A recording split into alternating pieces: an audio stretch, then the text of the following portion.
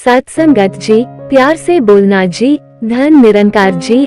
आशा करती हूँ आप सभी संत महापुरुष माता जी की कृपा से बहुत अच्छे होंगे। आप सभी का एक बार फिर से स्वागत है आपके अपने ही चैनल पर।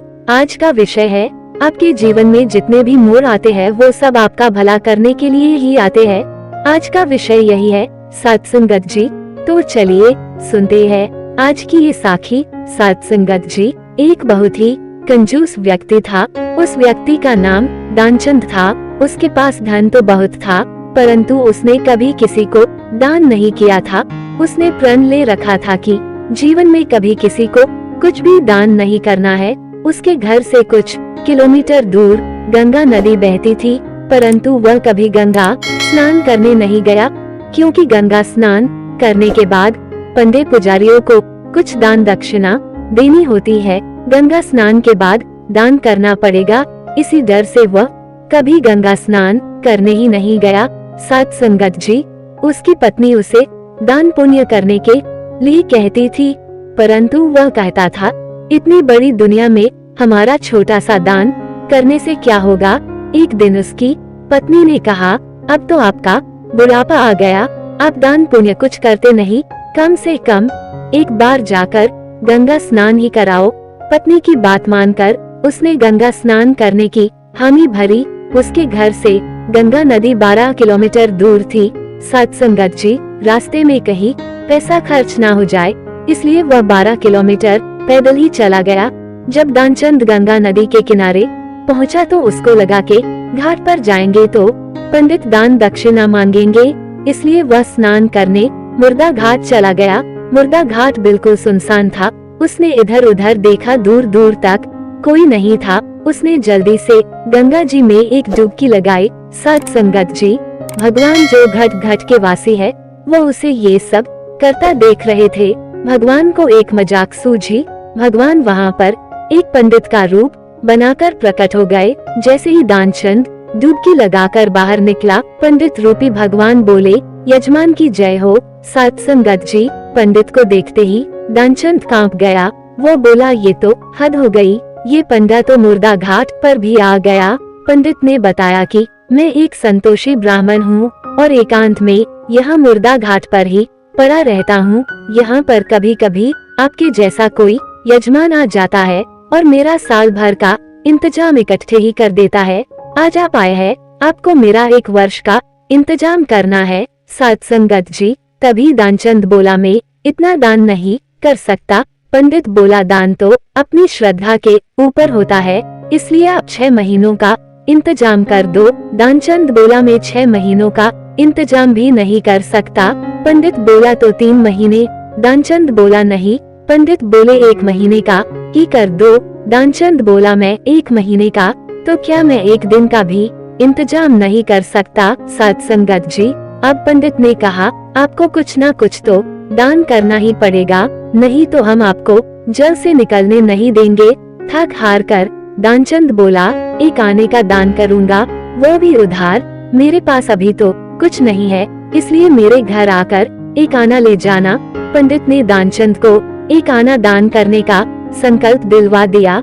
सत्संगत जी, दानचंद ने सोचा, मेरा घर तो यहाँ से 12 किलोमीटर दूर है, ये पंडित 1 आने के लिए इतनी दूर थोड़ी आएगा, इसलिए वह संकल्प लेकर अपने घर आ गया। दानचंद की पत्नी ने दरवाजा खोला।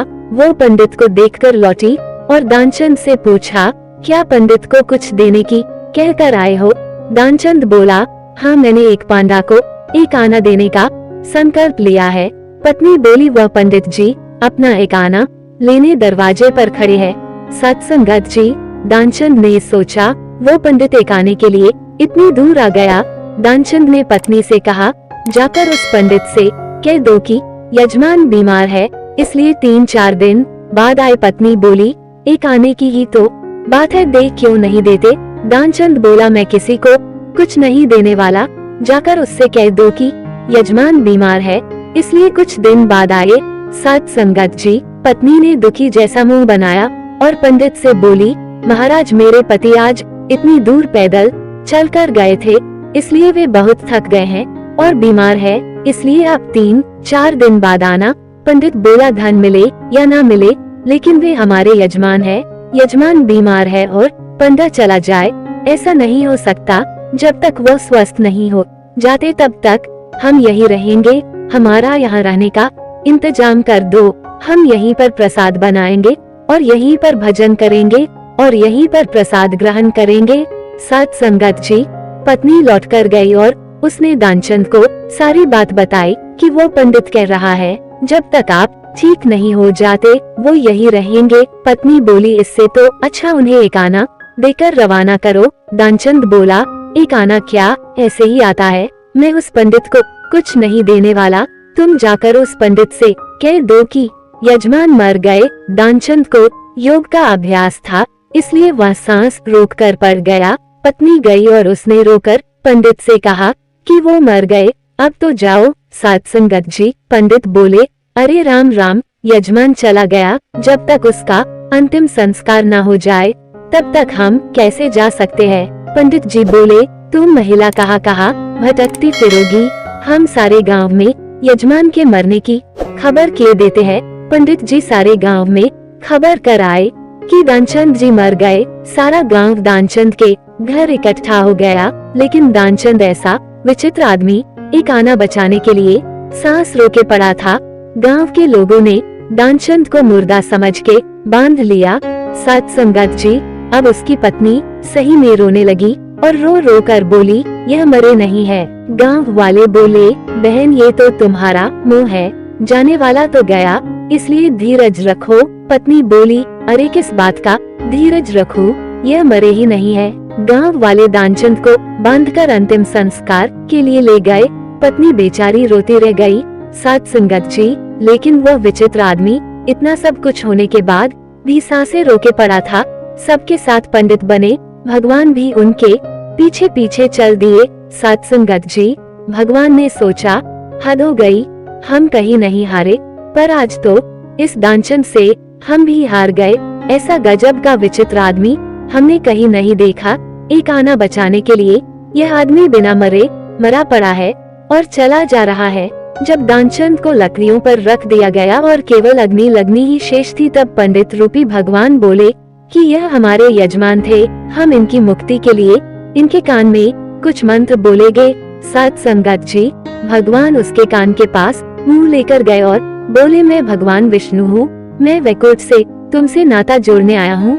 दानचंद ने जैसे ही सुना कि भगवान बोल रहे हैं, उसने धीरे धीरे आंखें खोली, लेकिन जैसे ही उसने देखा कि यह तो पंडित है, उसने फिर से आंखें बंद कर ली। भगवान बोले हम हार गए, हम तुमसे कुछ नहीं लेंगे, तुम ही हमसे कुछ मांग लो।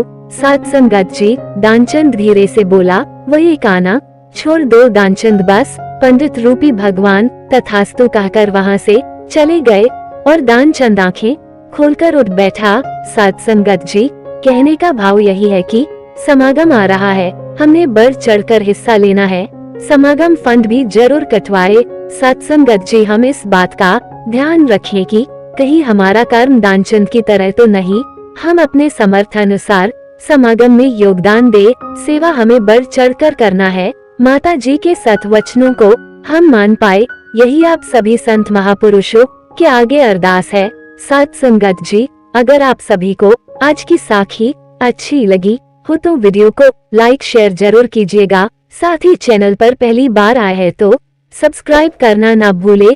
आप सभी से फिर मुलाकात होगी नई साखी और विचारों के साथ। तब तक के लिए खुश रहिए, सेवा सिमरन सत्संग करते रहिए, माता जी के चरणों से जुड़े रहिए। प्यार से बोलना जी, धन निरंकार जी।